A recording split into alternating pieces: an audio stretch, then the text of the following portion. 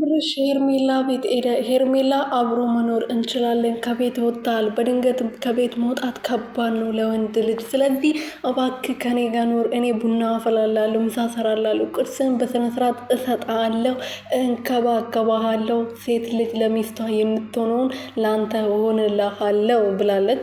ሰላም ሰላም ቤተሰብ እንዴት ናችሁልኝ? እኔ ያለው ፈጣሪ የተመሰገነው። በያላችሁበት ሰላማችሁ ብዝት ትርፍርፍ ይበልልኝ። ለዚህ ቤት አዲስ የሆናችሁ ሰብስክራይብ፣ ሼር፣ ላይክ እያደረጋችሁ ቤተሰብ እንድትሆኑ በትህትና እየጠየቁኝ ሄርሜላና አብርሽ በሄርሜላ ቤት ብቅ ብለዋል። ዛሬ እንግዲህ ሄርሜላ ከስንት ጊዜ መጥፋት በኋላ መታለች ማለት ነው። በቲክቶክ አካባቢ ነበር በተደጋጋሚ ስትመጣ የነበረው። ዛሬ ደግሞ በዩቱብ መታለች። አብርሽ እሷ ቤት ሄደዋል ማለት ነው።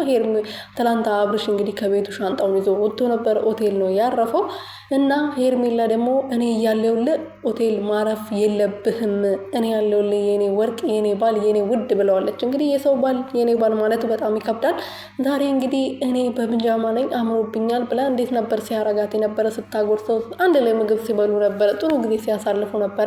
ከዛም በኋላ አብርሃም ተነስቼ ሊሄድ በቃ ሲል አይ አትሄድም፣ እኔ ቤት ትኖራለህ፣ ሻንጣን ይዘህ ና፣ እኔ እያለሁ ለምንድን ነው ሆቴል የምታርፈው በማለት ስታደርቀው ነበረ። እኔ እዚህ መሆን አልፈልግም፣ እኔ ፈልጌው ነው ከዛ ቤት የወጣሁት።